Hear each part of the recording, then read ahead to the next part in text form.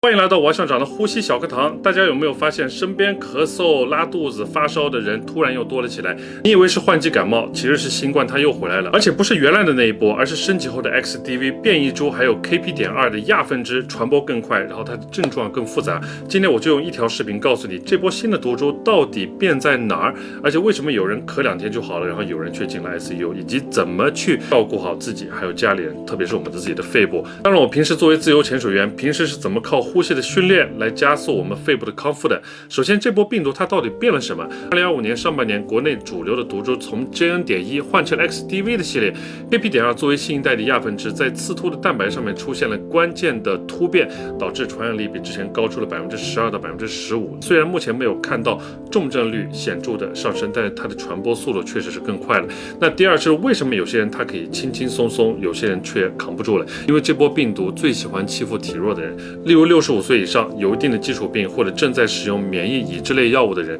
感染后住院的风险可能是普通人的3倍以上。还有不少人还会合并真菌感染以及超级细菌，尤其是包曼不动杆菌。我有朋友是心肺科的医生，他跟我讲，进了 ICU 之后，这类病人他的治疗难度真的高很多。然后第三就是轻症，其实我们也不能掉以轻心，想恢复的更快，我认为得注意以下3件事。那第一个，平时我们要去做血氧的测试，并且保持它的血氧数值在94以上。在休息的状态下，我们的呼吸频率不要超过每分钟24次以上。然后发烧的话，真的不要去硬扛，如果医生允许的话，请使用布洛芬。很多人表面上看上去可能康复了，但实际他的肺并没有恢复好。以前我在带潜水的运动员的时候，经常跟他们讲，你以为没事儿，但是肺部他们没有痛感的神经，并不代表它的内部就没有受伤。我们见过太多的运动员，他们可能下潜结束之后回到水面，感觉没事儿，但其实他已经遭受了肺部的挤压伤。所以如果你出现以下症状，比如说运动后总觉得自己喘不过气儿，这第一；第二是咳嗽，他久久好不了；第三是晚上睡觉他容易憋醒气，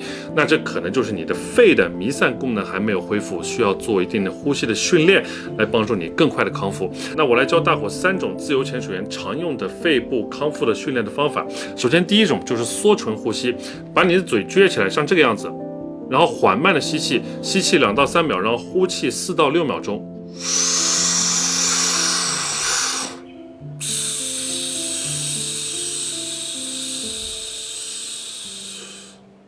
每天要做2组，每组10到15次，这样子可以一定程度上提升我们肺部气体交换的效率，也缓解呼吸的不畅。第二种就是深吸慢呼，先做腹式呼吸，肚子会鼓起来，然后再吸到胸腔，然后呼气的时候，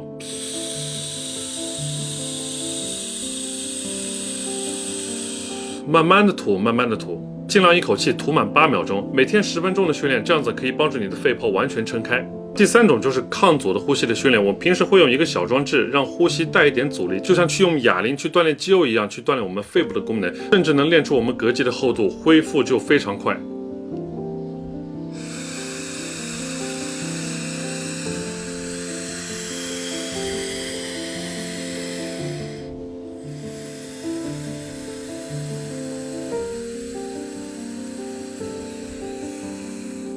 另外一个还有很多人容易忽略的重点就是鼻腔的卫生。我每天早上都会用负压的洗鼻壶去冲洗我们的鼻腔。现在我手里面的这款，它的水量足够大，一边冲一边吸，能把鼻腔甚至一部分鼻窦里面的浓鼻涕还有病毒洗得干干净净。最后我再推荐一个自己也在吃的东西，就是胡皮素，每天2个就够了。那如果你和自己的家人刚刚阳了，或者已经转阴，但是总觉得恢复慢，你可以把这条视频转给他。